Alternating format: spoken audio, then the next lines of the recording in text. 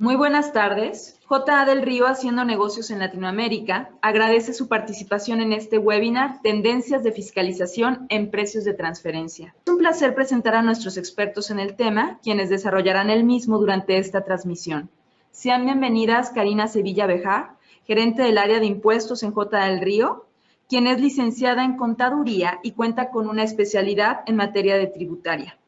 También nos acompaña la licenciada María José González de Dios, gerente del área de precios de transferencia en J.A. del Río, quien es licenciada en Economía y cursó una maestría en Consultoría Estratégica de Negocios. Queremos resaltar que esta presentación será una explicación concisa y se omitirá información relevante en cuestión, ya que no es nuestra intención agotar el tema, sino presentar un panorama general al respecto. En caso de que ustedes tengan preguntas específicas, nos encontramos a su disposición para resolverlas. También los invitamos a enviarnos sus preguntas durante esta sesión, las cuales serán contestadas al finalizar el webinar. Sean bienvenidas. Gracias, Dulce, por la presentación. Hola a todos, muchas gracias por acompañarnos. Soy María José. ¿Qué tal? Muy buenos días, soy Karina, gracias por estar con nosotros. El día de hoy estaremos platicando de las tendencias de fiscalización de la autoridad que la autoridad tiene en materia de precios de transferencia. Esta plática da para muchos temas, pero nos estaremos centrando en 5 principales que consideramos son los más relevantes y más fiscalizados actualmente. Primero vamos a estar hablando de lo que son las pérdidas recurrentes, posteriormente el tema de las compañías que tienen saldos excesivos intercompañía, aquellos contribuyentes que tienen financiamiento de partes relacionadas y aquellos que reciben servicios principalmente del extranjero, aunque también aquellos que lo brindan, pago y devengo de regalías, generalmente es una transacción importante, y bueno, vamos a finalizar tocando otros temas para que todos de este webinar puedan terminar con conocimiento de como los temas más relevantes que ahorita está observando el SAT. En cuanto a las pérdidas recurrentes, es importante decir que una empresa independiente, o la idea es que una empresa independiente no operaría con pérdidas recurrentemente. ¿Qué pasaría? Si tú fueras un tercero, lo que va a pasar es que ya sea que cierras el negocio o te sales del mercado. Aquí vamos a estar dando algunos ejemplos de lo que la autoridad dice. Sin embargo, es importante mencionar que como estos hay muchos casos y que cada empresa tiene su propia complejidad y por tanto no va a ser replicable la conclusión que la autoridad pueda tener en un caso contra otro caso similar. Adicional a la lógica de actuar como terceros independientes en materia de precios de transferencia, hay que tener también todos los requisitos fiscales asociados a las pérdidas.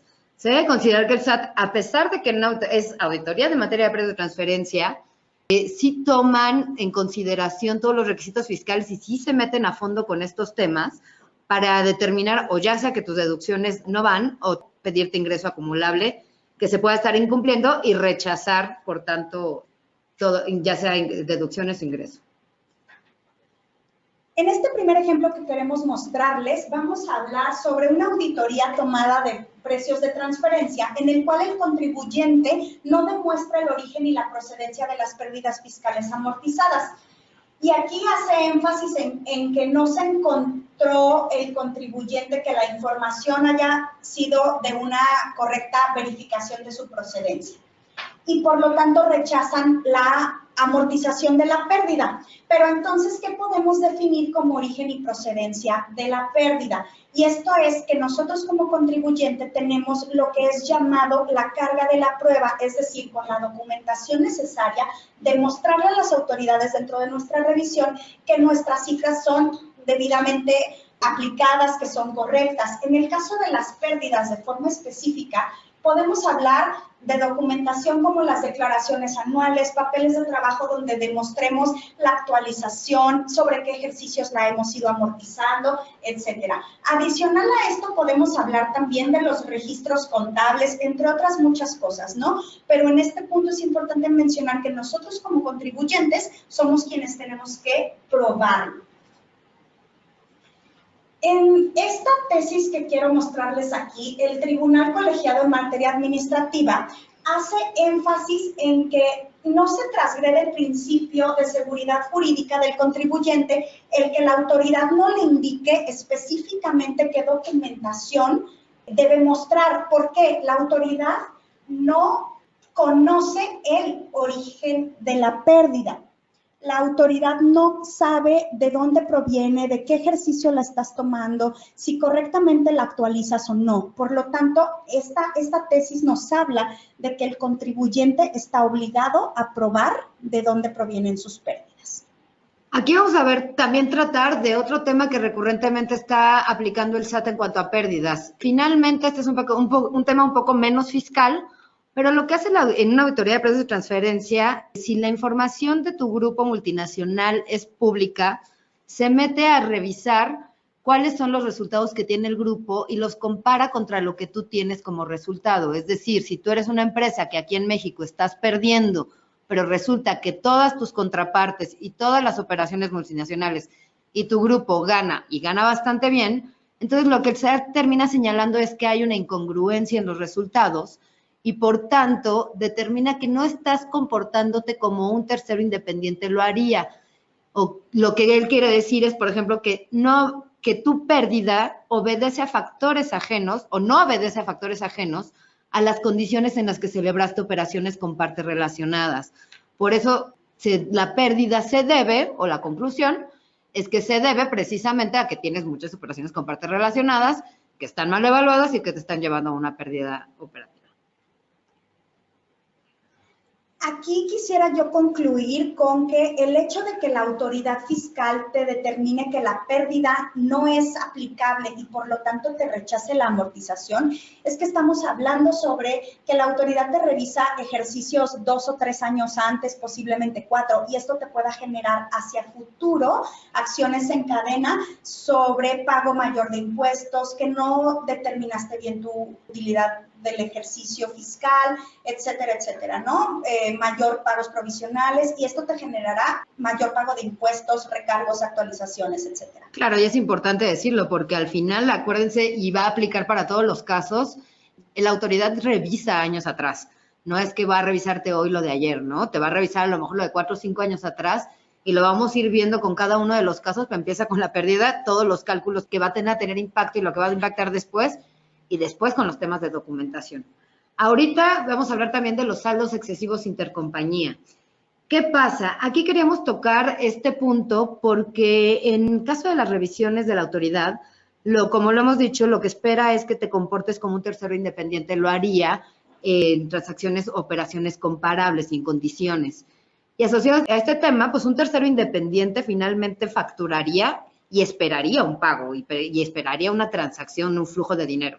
Si el SAT en caso de una revisión decidiera aplicar un ajuste asociado a saldos intercompañía, puede tener implicaciones tanto en temas de retenciones, en pérdidas cambiarias, puede detonar problemas de capitalización delgada y finalmente también podría modificar los análisis de precios de transferencia que se tengan, es decir, tu estudio y por tanto, a partir de esta modificación, tus conclusiones del estudio cambian, tus resultados cambian y vas a tener un problema que después vas a tener que solucionar, ¿no? Karina va a andar un poco más en estos temas posteriormente. Aquí les queríamos presentar un caso, también es tomado de una auditoría de precios de transferencia. La compañía en este caso, o el caso que vamos a exponer, era una compañía que tenía financiamiento con partes relacionadas, que le devengaba intereses, pero adicional tenía cuentas por pagar que eran superiores a 200 días. Por tanto, dentro de la revisión, lo que la autoridad dice es que la compañía, además de tener un préstamo, en realidad está financiando su actividad con cuentas por pagar a sus partes relacionadas que devengaron a su vez pérdidas cambiarias. En específico, esta compañía ya tenía de por sí un capital contable negativo que había explicado se debía a que tenía diferencias de tipo de cambio y que esto había generado pérdidas contables a la empresa.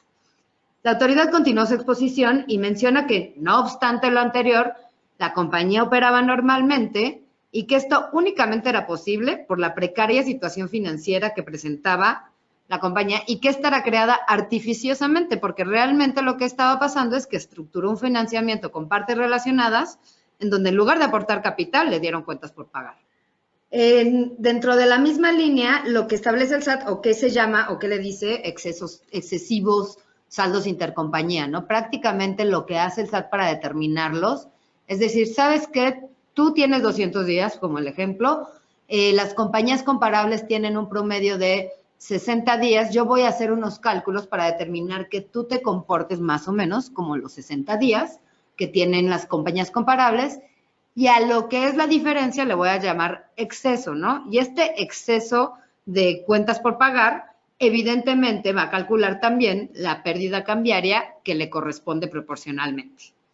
Y bueno, ya para cerrar este caso, ya concluyó que este exceso en realidad era financiamiento recibido de sus partes relacionadas, que aunque tenía más similitud con aportaciones de capital, la autoridad lo clasifica como deuda, revisó, por tanto, que cumpliera con la regla de capitalización delgada, que ahorita Cari va a explicar más adelante, y evidentemente en este caso el contribuyente no tenía capital, o sea que sí o sí caía en capitalización delgada, y todos los intereses derivados del excedente con partes relacionadas eran no deducibles. Como vemos en este caso, la autoridad le indica al contribuyente que estas aportaciones serán consideradas como deuda. Por lo tanto, la compañía se ve en la necesidad de recalcular. Esto significa que la capitalización delgada es un término que nos maneja la ley del impuesto sobre la renta, sobre el cual a las empresas que estén sobreendeudadas con sus partes relacionadas las va a castigar, por llamarlo de alguna manera, con los intereses no deducibles o en este caso también las pérdidas cambiarias no deducibles derivadas de esas deudas. Porque las pérdidas cambiarias también son consideradas como intereses de conformidad con la misma ley del impuesto sobre la renta. ¿Qué reacción en cadena se tiene si la autoridad te clasifica esto? Bueno, pues además de que los intereses van a ser no deducibles, en automático vas a tener un pago mayor del impuesto, ya sea que se te disminuya una pérdida fiscal o se te revierta a utilidad o te dé una utilidad mayor. En automático, pues es un mayor pago del impuesto. Adicionalmente, tienes que modificar el coeficiente de utilidad utilizado para ejercicios posteriores. Si tienes CUFIN, si es una empresa que tiene CUFIN, pues se verá disminuida también. En caso de que tengas empleados bajo tu propia compañía, pues la base de PTU también se ve modificada y es una reacción en cadena que te modifica muchas cosas. Que aquí el punto, como mencionábamos hace un rato, es que la autoridad no te está revisando este ejercicio, te revisa 3 o 4 atrás y tendrías que hacer modificaciones a varios ejercicios posteriores a los que te está auditando y sobre los cuales te tipificó como deuda estas operaciones. Sí, y un poco en seguimiento a esto, digo, el siguiente tema que vamos a tocar es el tema de los intereses devengados. La realidad con los intereses devengados, y va un poco en línea con el tema de saldos intercompañía y con todo lo que vamos a hablar, es que principalmente lo que se fija el SAT es en temas de fondo y forma. En este caso, claro que va a revisar que tu cálculo esté bien hecho, que hayas hecho los pagos, las retenciones, todo lo que corresponda a temas de intereses, pero se va a ir también por el lado de la forma. ¿Y a qué me refiero a esto? Como lo he dicho, a que te comportes como terceros independientes lo harían. Esto podría llevar, por tanto, a rechazo de deducciones, pérdidas cambiarias, etcétera. En principio, una de las razones para que este tipo de operaciones sea fiscalizada es porque una empresa con muy deficiente desempeño financiero no recibiría crédito de terceros independientes. Entonces, si tú lo estás teniendo, va a tener que ser bajo ciertas condiciones, circunstancias, etcétera, etcétera, etcétera. Aquí, por ejemplo, quisimos presentar un caso donde la autoridad estaba solicitando en relación a las operaciones de intereses que explicara cuál fue el motivo que originó el préstamo y la documentación que demostrara que los fondos se invirtieron específicamente para fines de negocio. Aquí lo que hizo el contribuyente es que entregó una explicación de todos los usos que él hizo a los fondos. Sin embargo, la autoridad consideró que esto era insuficiente porque, de hecho, declara que la compañía hace caso omiso en presentar documentación que soporte de la razón de negocios que dio origen a los préstamos, es decir, documentación e información que soporte que el préstamo se usó efectivamente para cubrir lo que se había dicho que era el fin, y argumentaba que era obligación del contribuyente conservar y a petición de la autoridad proporcionar la documentación que demostrara que los ingresos y deducciones se efectuaron como lo hicieron terceros independientes en operaciones comparables. Entonces, ¿qué pasó? Aquí lo que la autoridad estaba solicitando era documentación que demostrara que utilizaste para fines de negocio el crédito, el contribuyente entregó información que le fue insuficiente al SAT para demostrar esto y, por tanto, la conclusión fue que el gasto como tal no era estrictamente indispensable o no habías demostrado la estricta indispensabilidad de los intereses precisamente porque no pudiste demostrar o documentar que era para fines de negocio. La ley del impuesto sobre la renta establece ciertos lineamientos para hacer deducibles los intereses devengados. Y los tres principales es que tú como contribuyente tienes que demostrar que el dinero recibido en préstamo es utilizado estrictamente para fines del negocio. Si no puedes demostrar esto, ya estás en una primera contingencia. Adicionalmente, la ley también permite que el dinero que tú recibas puedas prestarlo a terceros. Sin embargo, también tendrá que estar alineado a tasas de intereses, a valor de mercado, etcétera. Y adicional también te menciona, el dinero que hayas recibido, en caso de que tú lo inviertas en activos, lo generes en inversiones o hagas erogaciones como gastos recurrentes del negocio, puedes hacerlo, pero tendrás que estar alineado también a los requisitos de deducibilidad de la propia ley del impuesto sobre la renta. Y no serán deducibles en proporción que el gasto que tú realices no sea deducible también.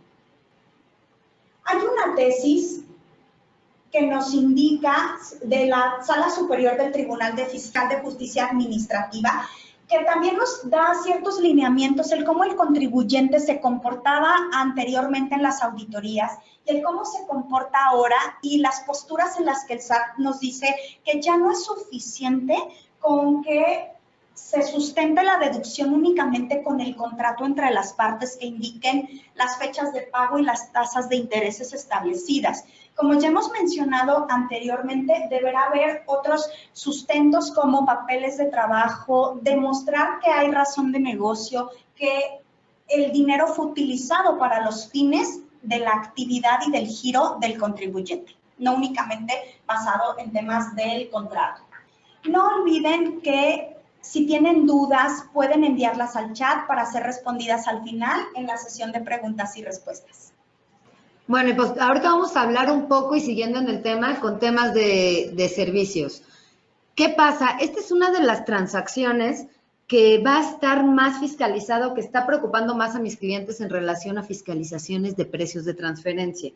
¿Por qué? Porque al final un servicio, y lo vamos a hablar más tarde con las regalías, son temas intangibles, por decirlo de algún modo, que requieren pruebas tangibles, ¿no? Entonces, la autoridad está fiscalizando este tipo de operaciones porque al final lo que la autoridad va a asumir es que estás recibiendo un servicio o que no te están prestando o que era completamente innecesario para tus fines de negocios y, por tanto, no realizaste como tercero una operación y, por tanto, es no deducible tu transacción. En el caso de los servicios, es importante decir que evidentemente se fijen todos los requisitos fiscales que tiene cualquier otra operación. O sea, tiene que ser estrictamente indispensable, tienes que demostrar que efectivamente fue prestado el servicio, que la contraprestación es correcta, etcétera, etcétera.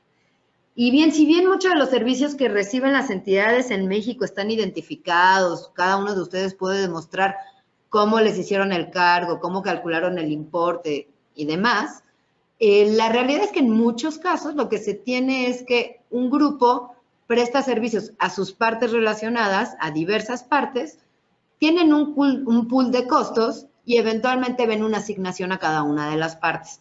Ahora, ¿qué consecuencias tiene en México esto? Finalmente, esto lo vería el SAT y lo vemos todos como un gasto a prorrata, que en principio es no deducible para efectos de la ley del ISR.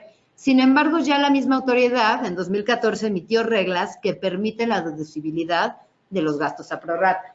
Ahora, ¿qué necesitamos para que el servicio que pueda estar en función de una base que se prorratea pueda ser deducible para efectos de precios de transferencia o pueda ser defendible para efectos de precios de transferencia?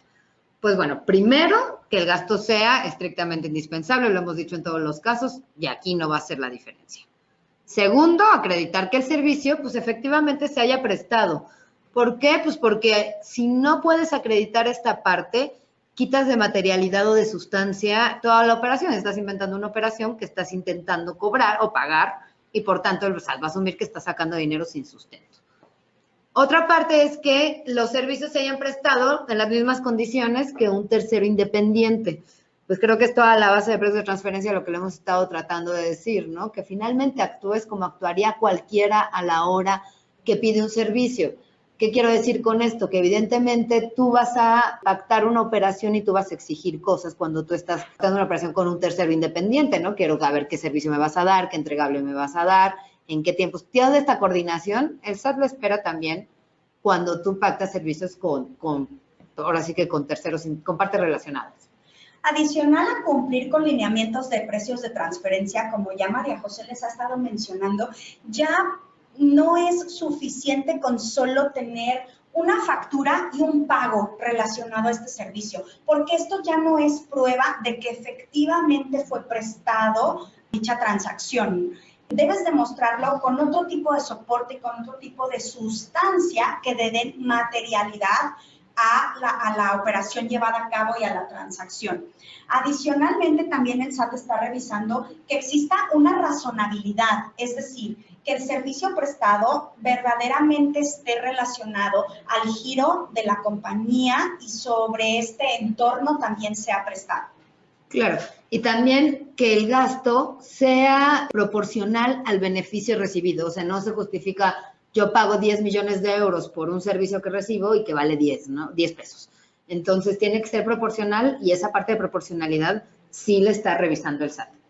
Y un poco en relación a lo que decías, Cari, de hecho, existe un juicio contencioso administrativo de la Sala Superior del Tribunal de Justicia, donde resolvió que dentro de las facultades de comprobación de la autoridad fiscal, en su ejercicio, válidamente puede desconocer los efectos fiscales de actos jurídicos consignados en la contabilidad cuando carezcan de materialidad. Y bueno, ¿qué quiere decir esto? Esto va completamente alineado con todo lo nuevo que dice BEPS, con todas las guías de la OECD. Simplemente lo que se determina es que va a prevalecer fondo, sustancia económica sobre la forma. Y por tanto, si la autoridad advierte que las operaciones registradas en contabilidad, aunque estén perfectamente registradas, no tienen sustancia material, puede determinar la inexistencia para efectos fiscales. Como bien decías, María José, ya no solamente es la forma, es el fondo, pero la forma de cualquier manera la siguen auditando. ¿Cuál es una de las información que puede llegar a solicitarnos la autoridad fiscal? Bueno, pues los papeles de trabajo que integran las operaciones y qué es la documentación que los soporta. El detalle de la actividad recibida, mostrar que efectivamente el servicio fue prestado. ¿Cómo lo puedes demostrar? ¿Cómo puedes mostrar que una persona en el extranjero vino a México? Bueno, tendrás que tener, por ejemplo, bitácoras, tendrás que tener los gastos relacionados al viaje, boletos de avión, la transportación, los alimentos, entre otros. Solo no el pago como tal garantiza. Por lo tanto, el tener un expediente físico bien armado y un entregable que sustente la operación es muy importante en estas transacciones. Sí, de hecho, un poco vamos a hacer aquí el comercial, porque lo que nosotros estamos tratando de hacer con los clientes y que es una recomendación general, es lo que llamamos el defense file, ¿no? ¿A qué me refiero? A que realmente de algún modo documentes hoy tu servicio o cualquier otra operación, las soportes, de modo que puedas tú continuar haciendo como esta carpeta que mencionabas física, evidentemente como se requiere, pero también electrónica, que cada uno sepa qué tiene que guardar, que los correos, etcétera. ¿Por qué? Porque si en 5 años llegan y me repiden evidencia de un servicio que me prestaron hace 5 años, nadie tiene nada, esa es la realidad muchas veces. Entonces, es importante que ustedes tengan documentación y que guarden y establezcan lineamientos para hacer un defense file correcto, por si llega una revisión por parte de precios de transferencia, de las autoridades de precios de transferencia. Otra de las transacciones que son vistas, revisadas y altamente revisadas actualmente es el tema de las regalías. ¿Qué pasa? En el tema de las regalías, lo importante o lo que la autoridad fiscal está revisando es el devengo. Y el postulado es que un tercero independiente no va a pagar una regalía por una marca, una tecnología o un intangible en general que no le genere un beneficio tangible a la compañía. Vamos a presentar algunos casos. Lo primero que queríamos poner era una auditoría y algo que pregunta el SAT y que está diciendo mucho en el tema de las auditorías es que no pudieron constatar la relación entre los porcentajes de las regalías pactadas, el valor de los intangibles por el que se pagaba y la utilidad que el contribuyente obtendría en el uso y explotación de los mismos. Digo, este es un tema muy extenso, ya que como tal no existe una guía que yo les pueda decir o que alguien les pueda decir que cómo voy a hacer estas demostraciones que pide el SAT, ¿no? Lo más cercano que hay son las guías de la OECD, que incluyen ya las discusiones incluso de BEPS, de todo lo que fueron el tema de intangibles en acción 8 a 10, y que surgieron finalmente, y la conclusión que nosotros tomamos a mayor profundidad es que tengas un análisis funcional profundo, que de verdad se estén revisando estas cosas en el análisis funcional para determinar efectivamente a quiénes le corresponde una contraprestación, quién tiene que pagar, quién tiene que ganar, etcétera.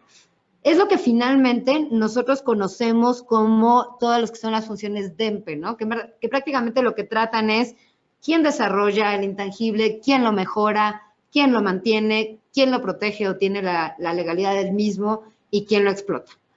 Una vez determinado esto, como digo, pues ahora sí, ya le puedes dar un sentido económico a la operación o a la transacción y, por tanto, revisar y ver cómo están los cargos y ver si tu cargo es en proporción, en cantidad, o si debe o no realizarse en función al intangible que tú estás explotando, usando o cualquiera de lo que aplique. Otro punto, por ejemplo, en esta auditoría, en otra auditoría del cliente, el SAT lo que decía es, ¿sabes qué? Estuve revisando y tu compañía lleva operando en el mercado mexicano, no sé, 60 años, ¿no? La compañía en este caso pagaba know-how y por tanto cuestionaba que si después de todos estos años la compañía no sabía cómo fabricar sus productos o comercializarlos como es para continuar pagando una regalía por el uso del conocimiento. Le mencioné la historia de la compañía, de cómo ya la compañía llevaba operando y que decía al final que sus productos ya eran maduros y en mercados reconocidos. Digo, esta es una discusión mucho más profunda, creo que no es suficiente la argumentación del SAT, pero tiene un punto que es, oye, llevo operando mucho tiempo, ¿cómo le voy a hacer para demostrar que efectivamente yo tengo que seguir pagando una regalía o un know-how? ¿A qué me refiero? Oye, ¿sabes qué? Que pues sí, pero a mí me cambian los procesos a cada rato y tengo demostración de que me cambian los procesos a cada rato. Yo tengo que seguir X lineamientos. Oye, yo en realidad no soy dueña de la marca, no importa cuánto tiempo la explote o lo comercialice, etcétera, etcétera. Entonces, creo que cada uno de los puntos es discutible y eso es importante decirlo. Estamos presentando aquí lo que la autoridad dice, pero no quiere decir que como contribuyente no puedas debatir este tipo de puntos o de referencias. ¿Por qué? Pues porque simplemente caso a caso es distinto. O sea, habrá casos donde puedan identificarse y habrá casos donde digas, no, pero en mi compañía pasa otra situación, ¿no? Habrá, por ejemplo, empresas donde todos sus gastos en relación a intangibles sean irrelevantes o incluso tú estás desarrollando intangibles que no estás cobrando al extranjero y te deberías poner a pensar si no corresponde ahorita a ti cobrarlos, ¿no? En este sentido, y más alineado a los temas del pago de la marca, la regalía, publicidad, propaganda, etcétera, se pronuncia la Sala Superior del Tribunal Federal de Justicia Administrativa dando un criterio en el cual nos dice que la deducción es posible efectuarla sobre los gastos de comercialización, es decir, los que estén completamente alineados a la venta del producto, que sean directamente relacionados a la actividad de la empresa y que sean estrictamente indispensables para que yo genere esa venta. No obstante, la empresa sea o no la titular de la marca. En los casos en los que la empresa es no titular de la marca y sobre la cual está pagando las regalías, la autoridad se está pronunciando en que estos gastos de propaganda y publicidad no son deducibles. ¿Por qué? Primero, por no tratarse de un gasto estrictamente indispensable, ya que está enfocándolo al sentido de estos gastos de propaganda y publicidad se relacionan no con la venta, sino con la marca. Por lo tanto, En este sentido, al tú hacer erogaciones sobre una marca que no es tuya, estás incrementando el valor de la misma. Por lo tanto, realmente el beneficiario de ese gasto no eres tú, sino el absoluto dueño de ese logotipo, ¿no? El dueño de la marca realmente. Por lo tanto, la autoridad está diciendo esos gastos no te los voy a permitir, pero sí los de comercialización porque son los que están realmente ligados a tu giro. Esa es la postura que últimamente ha tomado la autoridad al respecto de estos rubros. Sí, y de hecho creo que es importante decirlo porque muchos de ustedes están preocupados de, oye, ¿sabes qué? Yo tengo gastos de publicidad, pero también pago una regalía. Entonces, al final lo que hemos dicho es caso a caso, ¿no? O sea, ¿y cómo lo vas a poder documentar? Y si tu giro da para tener los dos cargos. ¿Por qué? Porque a lo mejor pueden haber dos empresas que se dedican a distribuir, pero el producto hace toda la diferencia en lo que le corresponde a una y otra en cuanto a publicidad. O incluso puedes tú de estarle diciendo gasto de publicidad a algo que es gasto de comercialización y que es mucho más fácil históricamente haberlo clasificado de ese modo. ¿A qué nos lleva esta tesis? A que finalmente tienes que ir revisando, uno, si de verdad estás pagando publicidad y propaganda o son comercialización y clasificar distinto el cómo lo estás nombrando. Dos, a ver si en realidad es razonable que pagues publicidad y que pagues regalías. Yo creo que no es que tengas que tomar como ley esta parte de no puedo tener gastos de publicidad. ¿Por qué? Porque al final en empresas de transferencia no hay que olvidar que cada empresa tiene sus funciones, asume riesgos distintos, va a mercados distintos y lo que pretende el SAT es, ¿sabes qué? Compórtate como terceros independientes lo harían. A la hora que yo estoy comportándome con terceros independientes, quiere decir que a lo mejor las empresas de mi giro sí tienen los dos cargos. Oye, ¿te lo puedo demostrar? ¿Es demostrable? Sí. Perfecto, tenlo. Ahora, vamos a ser precavidos y a decir que en términos generales, como decías, Cari, el hecho de que tú tengas un gasto de publicidad, se pretende que va a desarrollar la marca y por tanto no puedes estar diciendo doble, ¿no? Como decías, al final, si yo tengo más ventas a raíz de la publicidad, va a terminar siendo un pago mayor de regalía, porque estoy asociado a las ventas. Entonces, yo lo voy a terminar pagando de un modo u otro el incremento en ventas por esto, ¿no? Entonces, es importante como considerarlo. Claro que sí. Adicional a esto, pues, los requisitos para deducirlas, ¿no? Que están establecidos en la ley del impuesto sobre la renta y que son forma y que deben de cumplirse estrictamente. Y es, primeramente, que el gasto sea, como ya lo hemos repetido, estrictamente indispensable, que haya un contrato en el cual se establezcan muchas cosas como quién es el que aprovecha el beneficio de esta regalía, ¿no? Adicionalmente, pues en los contratos deberán establecerse cuestiones como tasas, fechas de pago, plazos, entre otros términos, sobre todo cuál va a ser la base sobre la cual yo voy a pagar esa regalía también. Y muchas veces, si nos hemos encontrado casos en los que el contribuyente no tiene los contratos o son contratos que tienen fecha de hace 10 o 15 años y que también es recomendable que vayan estando de forma más actualizada, ¿no? Adicional a que el gasto deberá ser en el ejercicio en el que lo estás utilizando, entre otros requisitos marcados en la ley. Bueno, y al final lo que vamos a tratar ahorita son otros temas. ¿Por qué? Porque, digo, todos los servicios, regalías, intereses, pérdidas, es lo que estamos viendo que el SAT actualmente está revisando y está detectando, y por ahí está empezando el tema de fiscalizaciones, pero existen muchos otros temas en los que no podemos profundizar tan a detalle por temas de tiempo, pero queríamos revisarlos.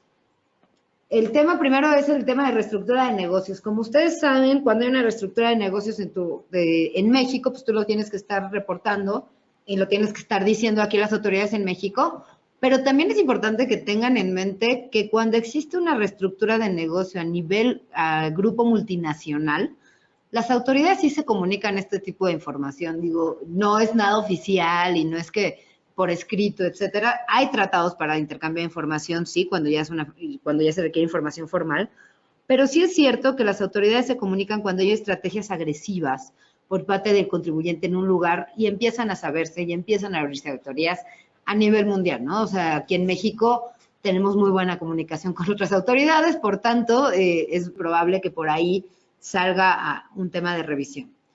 Otro de los temas que son relevantes para temas de materia de precios de transferencia de fiscalizaciones es comportamientos atípicos en el pago de impuestos. Como tal, no es precio de transferencia, pero evidentemente si tú eres una compañía que tiene un comportamiento distinto de años anteriores a hoy, oye, ¿sabes qué? Que antes pagaba X tasa, 20 y tantos % de tasa efectiva, hoy se me fue a 8 y a partir de hoy voy a 8. Y tú no tienes una justificación de negocio más que una eficiencia fiscal para eso, puedes tener un tema de revisión porque el SAT va a tener el foco rojo por esto. ¿Qué quiere decir? ¿Que yo no puedo pagar menos impuestos? No, no quiere decir eso. Quiere decir que tiene que haber una justificación más allá de eficiencia. Puede haber eficiencias fiscales, pero cuando es muy abrupto o es muy atípico tu comportamiento, entonces claro que lo van a venir a revisar. Claro, en este comportamiento atípico que mencionas, María José, se encuentran un departamento de fiscalización en el SAT que revisa justamente cuáles son tus patrones de comportamiento. Si normalmente como contribuyente yo hago ciertos pagos por conceptos específicos que los hago de forma trimestral o tal vez semestral o anual y he tenido este comportamiento durante los últimos 5 o 10 años y de pronto cambian de forma muy abrupta, están llegando invitaciones del SAT dirigidas específicamente a ese tipo de conceptos donde la autoridad dice, por favor, ven y explícame qué está sucediendo porque tu pago de impuestos, que siempre era de tanto dinero, en este momento ya no lo es y no me suena congruente. Bueno, otro de los puntos, y creo que es uno de los más obvios en materia de precios y lo que nos afecta a nosotros los que estamos aquí, es el tema de operaciones en el anexo 9. Oye, ¿sabes qué? Pues el obvio es, reportaste que no tienes estudios, reportaste que no estabas dentro del rango o que incumplías. Mi auditor dijo dentro del dictamen fiscal que no estaba cumpliendo, mi DIESIF tuve que declarar que, si yo estoy diciendo directamente que no tengo, bueno, es foco rojo y creo que eso es lo que todos tratan de cubrir al tener un estudio de precio de transferencia, ¿no? Quisiera pensarlo, por lo menos. Y también es cierto que realiza cruces el SAT ya entre la información que tiene y lo que tú estás declarando. Oye, ya tienen contabilidad electrónica, entonces, si tus operaciones hay omisiones, resulta que tú dices que estás teniendo X transacción con una parte relacionada, o no la dices, más bien dicho, y tu contabilidad dice otra cosa, tienen ya manera de cruzarlo. Oye, ¿cómo lo cruza el SAT? Pues la realidad es que hoy ya tienen mucha inversión en tecnología que para que puedan hacer precisamente este tipo de cruces. Tienen unas áreas especializadas haciendo este tipo de cruces. No es, antes, ¿qué pasaba? Pues antes sí, cada una de las administraciones tenía su propia información y de aquí a que llegaras a una consistencia entre datos, pues no era necesariamente relevante ni posible. Hoy sí es posible y creo que es importante decirlo que es parte de lo que el SAT se está fijando para detonar auditorías en precios de transferencia. Sí, como bien dices, tiene toda la manera de cruzar la información, de darse cuenta si tú tienes que cumplir o no con ciertas obligaciones fiscales, porque debe de haber congruencia entre las mismas. Es decir, si yo estoy manifestando en mi anexo 9 que no tengo precios de transferencia, sin embargo, mi declaración anual del ejercicio anterior supera los ingresos establecidos por la ley que lo obligan, pues ahí está un primer foco rojo donde ya no estoy cumpliendo con la elaboración del estudio que me obliga por ley. Y además me va a llevar a que el anexo 9 tiene errores que me puedan causar otro tipo de cosas, ¿no? CFDIs de pagos al extranjero que tienen que hacer match con los pagos que yo he ido efectuando durante el ejercicio por cualquier tipo de conceptos, regalías, intereses, etcétera, que deberán hacer cuadre también con esta información. Claro. Y digo, bueno, como otro tema a tratar, evidentemente son las transacciones significativas con partes relacionadas en jurisdicciones de baja tributación. Digo, este es precios de transferencia, evidentemente es tu parte relacionada, pero creo que es un tema fiscalizable general.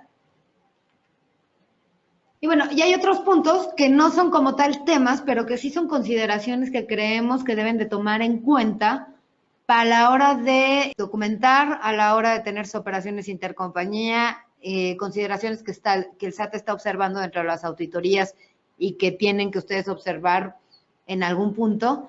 Y bueno, la primera es que la diferencia entre el contenido de los contratos intercompañía y la realidad. Digo, ya Cari dijo que el contrato no es suficiente, pero adicional a que no es suficiente, porque ahí estamos asumiendo que lo que se dice en el contrato es lo que pasa, ¿no? Si hay inconsistencia en lo que dice tu contrato con lo que realmente pasa, es un punto que de entrada el SAT va a pretender no considerarte la operación porque no la tienes pactada adecuadamente. Y también puede pasar, obviamente, que ¿sabes qué? Hace 10 años firmé mi contrato renovado cada año, o perpetuidad o lo que sea, y resulta que pues ya nadie le dio una checada 10 años después y está diciendo cosas que hoy afectan en temas de deducibilidad, hoy afectan en tu contraprestación, ya no es la misma, ya tienes otro porcentaje, ya las cuotas cambiaron y no tiene sustento. De ahí la importancia del análisis funcional que mencionabas respecto de cada una de las transacciones, ¿no? Sí, de hecho, la importancia del análisis funcional radica, y como lo dije, es que el SAT finalmente es lo que tiene, o el argumento que le das tú para conocer a tu empresa y a conocer tu operación. Si tú no le pones atención, si tú no le haces caso, si tú no lo revisas correctamente, la probabilidad de que estés analizando una operación incorrectamente es alta. Porque en teoría, para yo poder analizar una operación, necesito entender qué está pasando. Y también es una realidad, la probabilidad de que el SAT entienda tu operación es baja si lo tienes mal, ¿no? Entonces, creo que es importante, y el SAT recalca mucho ahora, la importancia del análisis funcional. El otro punto también es, pues, lo que hemos venido diciendo a lo largo de la charla, la sustancia económica de las transacciones. Ya no basta tener los temas formales, es importante y muy relevante que las operaciones tengan sustancia, tengan materialidad, que se hayan hecho por una razón, que no simplemente porque yo quiero o necesito mandar dinero al extranjero. Oye, ¿sabes qué? Que pues ya no es suficiente y sobre todo es muy fiscalizable y el riesgo es muy alto de tratar de operar de una manera así. Claro, adicional a lo que ya hemos venido mencionando recurrentemente, que es que tu expediente sea eficiente o que sí exista, porque muchas veces queremos documentarlo cuando está el auditor en nuestras oficinas abriendo la revisión y eso puede generarnos muchos problemas. Que las declaraciones de impuestos estén presentadas y no solo presentadas en tiempo, sino presentadas. ¿En cuántos casos nos hemos encontrado que tienen omisión de declaraciones por N tiempo después de las informativas generalmente, ¿no? Y que estas declaraciones también tengan consistencia entre sí, porque la declaración anual indica tal cantidad en una operación que debe ser declarada en una informativa anual y esta deberá de ser consistente, entre otros muchos requisitos que la autoridad va solicitando a lo largo del ejercicio y que estos deberán hacer un cuadre entre ellos, ¿no? Para que haya esa consistencia en las cifras. Adicional a los requisitos de forma que establece el Código Fiscal de la Federación, ¿no? Y aquí puedo englobar cosas tan simples como que la factura esté bien elaborada con los nuevos lineamientos del anexo 20, que estén los campos correctos, que esté el RFC o esté el número de identificación fiscal del extranjero que esté emitiendo el comprobante, entre otras muchas cosas que pueden dar sustancia a la autoridad para que te determine que algo es no deducible por cuestión de forma también. Sí, claro. Y bueno, finalmente, hablar de las sanciones, ¿no? ¿Qué es lo que realmente está pasando? ¿Cuál es la consecuencia de que todo esto pase? Evidentemente, una autoridad de precios de transferencia hay que entender que lo principal o lo más grave es, por un lado, que no te hagan deducibles operaciones importantes, que te exijan ingresos asociados a operaciones que tú determinaste con otro monto. Pero esto va acompañado de accesorios, ¿no? Esto tiene actualización, esto tiene recargo, que muchas veces representa el 50% más de lo que es la misma imposición del SAT. Y pues bueno, esas son como la parte de ya tuve una auditoría y eso concluyó. Pero también existe la parte de multas, ¿no? Hay un anexo 9 que si no presentas o presentas con omisiones, pues tienes una multa de 77,000 a 154,000 pesos. Aquí casi no mencionamos el tema de declaraciones informativas de la maestra local y país por país, pero también su no presentación tiene multas de 150,000 a 220,000 pesos. Ahora, ¿qué pasa? ¿Por qué no mencionamos mucho lo de las nuevas declaraciones? Es cierto que evidentemente lo tienes que presentar, tiene muchas consecuencias adicionales no presentar estas declaraciones. Creo que en un par de años vamos a realmente darnos cuenta cuál es el efecto de estas declaraciones y también ver qué va a pasar ahora que la autoridad tienen ya en su poder la documentación de precios de transferencia antes de solicitarla. Todos sabemos que una auditoría entra a partir de que te llega un requerimiento y te solicitan información, pero el SAT tiene ya la declaración local, mucha de la información que te van a solicitar ya va a venir leída, o sea, ya va a venir qué les dijiste, ¿no? Y a partir de lo que les dijiste, ya cambian las discusiones en temas de precios de transferencia. Y otra cosa que también quería cerrar la conversación y tener el tema es, una auditoría de precios de transferencia tiene implicaciones fiscales y de precios. Aquí tratamos mucho los casos que podían tener las dos implicaciones, pero no olvidar que es muy técnico precio de transferencia. Y las discusiones dentro de una auditoría de precios de transferencia de verdad se van a niveles, efectivamente, ¿sabes qué? Que no estás dentro del rango o no estoy de acuerdo con el rango que me presentaste. Oye, la comparable que utilizaste para tu estudio, no estoy de acuerdo y eso modifica el rango de un modo que ahora en lugar de estar adentro, está fuera, ¿no? Todos este tipo de discusiones son las que realmente se están teniendo, ¿no? Y lo que realmente pasa es que el contribuyente cuando está haciendo su estudio de precios de transferencia no le hace tanto caso y termina dándose de golpes después, ¿no? Entonces es un llamado también a que se fijen en el contenido de su estudio y lo puedan, pues ahora sí que revisar y documentar de manera correcta para que todo en esta materia estén conformes con eso. Porque la conclusión en materia fiscal de todo este tema y derivado de las auditorías de precios de transferencia es que la autoridad lo que busca es desestimar tus gastos y tus deducciones y te las va a tipificar como no deducibles. Por lo tanto, eso te va a traer, como ya lo mencioné antes, muchas reacciones en cadena y tendrías que resolver muchos otros temas y no solamente el pago de no deducibles, etcétera, porque además estas multas que pusimos como ejemplo son solo de 2 rubros muy pequeños, pero en una auditoría pueden abrirte otras muchas más multas relacionadas con la misma auditoría, ¿no? Sobre el mismo ejercicio que te están revisando. De acuerdo. Muchísimas gracias, Karina y María José, por los aportes al tema. Me parecieron muy interesantes, creo que a nuestra audiencia también. Antes de continuar con la sesión de preguntas y respuestas, les agradeceríamos muchísimo contestar la siguiente pregunta, la cual va a aparecer en su pantalla. Dice así: ¿crees tener riesgos o te encuentras en alguno de los supuestos mencionados en el webinar?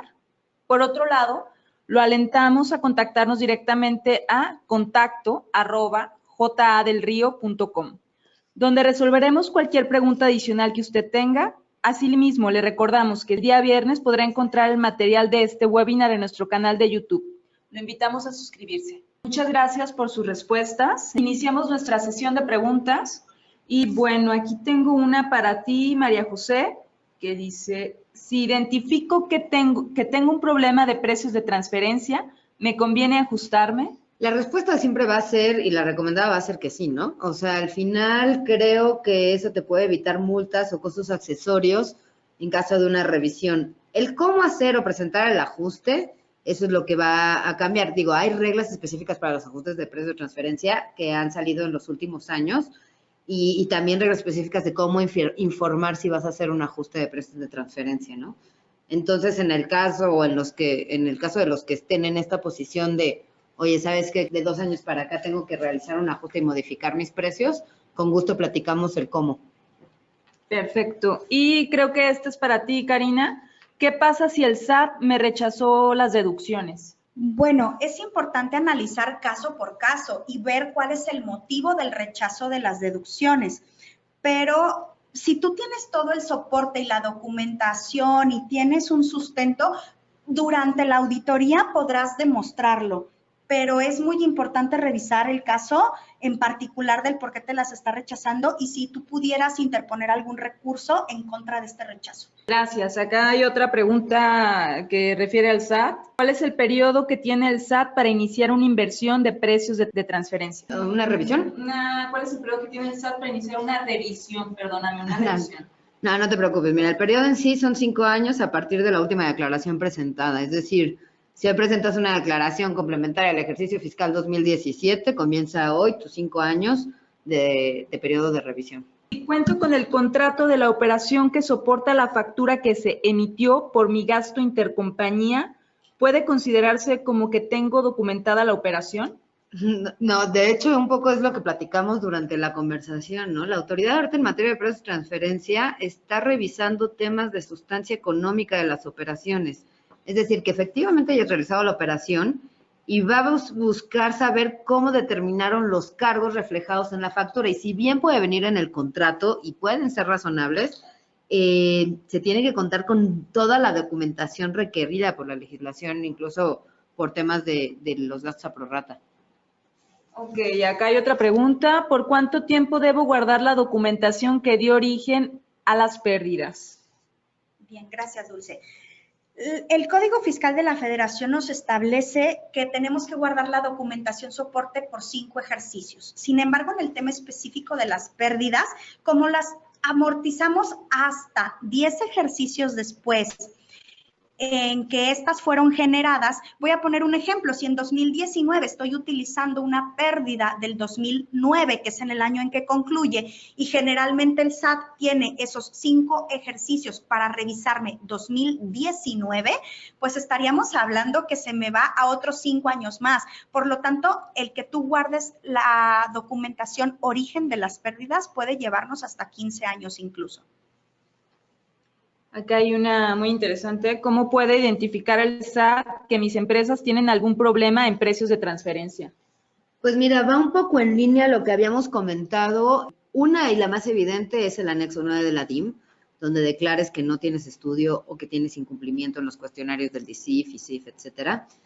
Y un poco lo que les decía, el SAT ahorita en la actualidad tiene una tendencia cada vez mayor a tecnificar a la propia administración. O sea, la administración constantemente está enfatizando en los diversos foros de precios de transferencia en general que están realizando inversiones importantes para mejorar la tecnología e inteligencia que facilita la fiscalización. Y de hecho, por ejemplo, dentro de la misma administración de grandes contribuyentes, el área que les mencionaba es un área especializada de ciencia de datos. Trabajan con otras áreas del SAT también para detectar y fiscalizar al contribuyente de manera conjunta, y mostrar algunos de los factores que que ya eso mencionamos en la presentación como operaciones de riesgo, no sé si es la palabra, pero como riesgosas, ¿no? Para el tema de fiscalización. Muy bien, muchísimas gracias, María José. Creo que esta es para ti, Karina. ¿Qué debo entender como gasto estrictamente indispensable? Bueno, deberemos entender que es un gasto que está relacionado completamente con las operaciones que son de la naturaleza del negocio, ¿no? Si bien no existe una definición como tal estricta en la ley que podamos leer, está asociada a que debo de tenerla sobre lo que me origine la actividad de mi negocio y que esté relacionado a lo que yo me dedico. En caso que sea sujeto de una fiscalización de precios de transferencia por parte de la autoridad, ¿cuánto tiempo dura la auditoría? Pues mira, las auditorías de precios de transferencia son bastante largas. Hay que asumir que, bueno, son 2 años más o menos de que ya te llegó la revisión a ti como contribuyente, porque empieza con el auditor. Y después de los 2 años vas a tener la respuesta del SAT, vas a tener otros 3 meses para también tú responder. Y a partir de ahí es cuando realmente recibes una liquidación, termina siendo un periodo como de 2 años y medio, y a partir de ahí, pues bueno, ya empiezan todas las decisiones de si te vas a juicio, si te vas a otra instancia administrativa, y por tanto ahí los tiempos pues empiezan a detonar dependiendo de tus decisiones. ¿Creen ustedes que el SAT está actuando como parte y juez en el tema de interés? No, yo no creería que está actuando como juez y parte.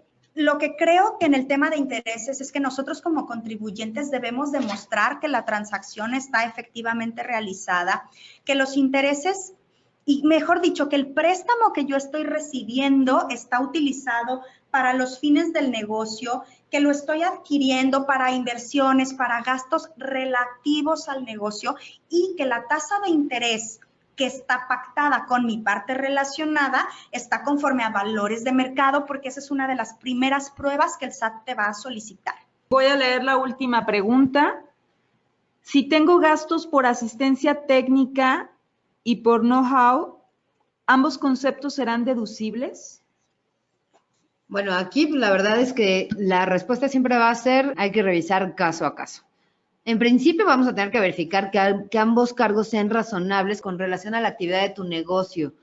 Es decir, que tienes una distinción clara a qué se refiere cada cargo y sobre todo cómo estás estimando el monto, y de ahí una serie de revisiones que con gusto podemos ver más a detalle después, pero sí, la respuesta es caso a caso y dependiendo de las necesidades de tu negocio. Muy bien, muchísimas gracias, Karina y María José. Gracias a las personas que asistieron a este webinar. Hemos llegado al final. J.A. del Río, haciendo negocios en Latinoamérica, agradece muchísimo su interés, quedando a su disposición ante cualquier duda o consulta que requiera, los correos de Karina Sevilla o María José González, así como al correo contacto@jadelrio.com. También les recordamos suscribirse al canal de YouTube, donde subiremos esta información. Todas sus preguntas que quedaron pendientes serán contestadas por email. Muchas gracias.